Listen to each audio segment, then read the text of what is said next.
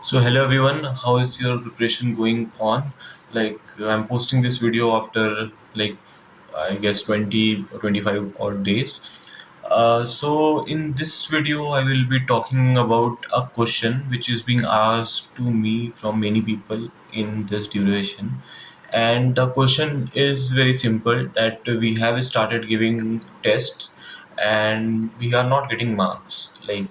Some of you must have started giving subject wise test or topic wise test, and you are not getting marks as you have expected. For example, I have done fluid kinetics, or you can say, for example, I have done calculus, and I have done all the PYQs and everything very religiously, and I'm knowing each and every concept of it.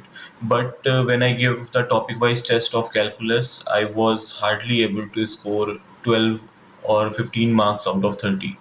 And that might have demotivated many of you, because you think that that particular topic is your favorite topic. You are going to score, or you are going to do all the questions that is being going to be asked from that particular topic in your gate exam. But eventually when you give the test, that shattered all your dreams about that particular topic.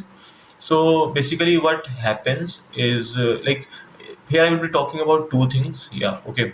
So first thing is, once you start giving test, you will find that you are good with the concepts, you have solved a lot of questions, but when it comes to test, you are not able to solve in that particular time frame. When you talk about subject wise test, it's almost 30 or 45 minutes in which you have to solve almost 20 or 25 questions. So when you are being asked to solve a question in 2 minutes, that creates a certain type of pressure in your mind. Then when you are asked to solve like 20 questions or 25 questions in 1 hour, then that creates a certain pressure in your mind, like, okay, how I'm going to solve this question. Okay, you saw the first question, you thought, okay, fine, I forgot the formula. You went to the second question and you were unable to get the question. Then when you went to the third question, eventually if you are knowing that particular question, you are not able to solve it, because you already have that mindset, okay, I'm not able to solve two questions, so might be I'm not be able to solve the third question too. So this is what happens when you start giving test in your initial phase of the journey. So what I will suggest you is, right now it's the month of September. Like, you have October, November, December, January, like 4 full months are remaining.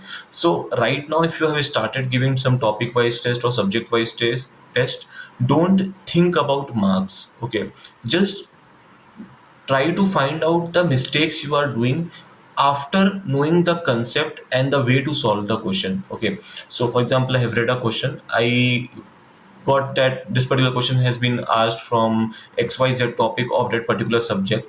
But when I started solving it, I just got the formula. Okay, this was the formula I have to solve it, and I have just put the values and calculated and put the answer.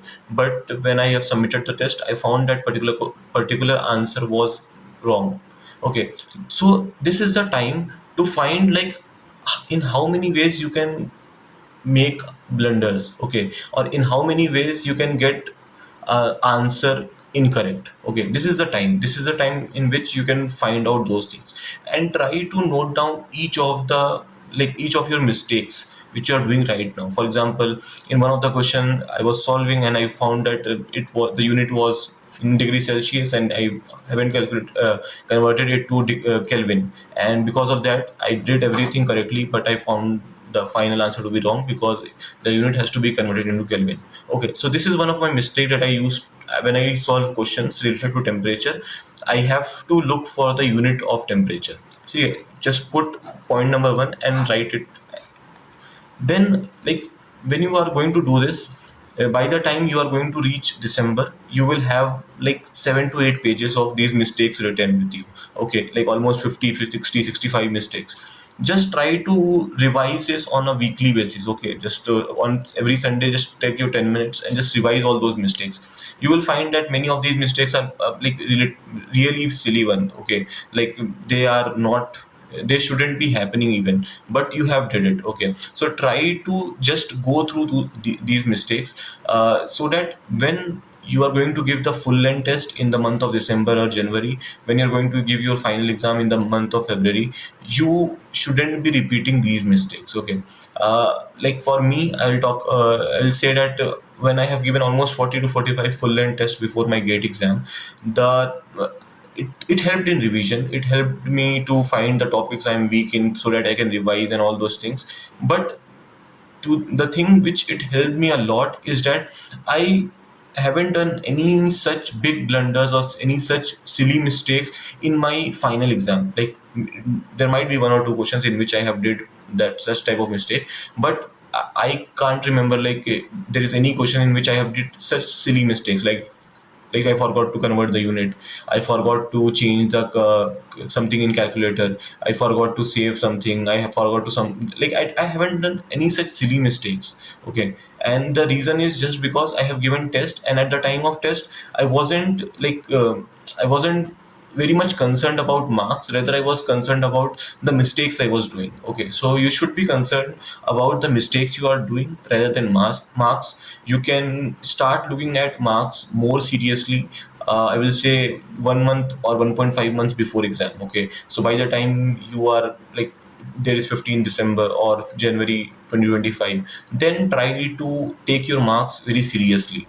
Before that, you can keep marks aside and try to focus on learning from the test. Okay, so I hope this video will be helpful for you, and it will release some sort of pressure on from you if you're not able to score really good marks in those tests. If you are doing really good, I'll say keep it up. Okay.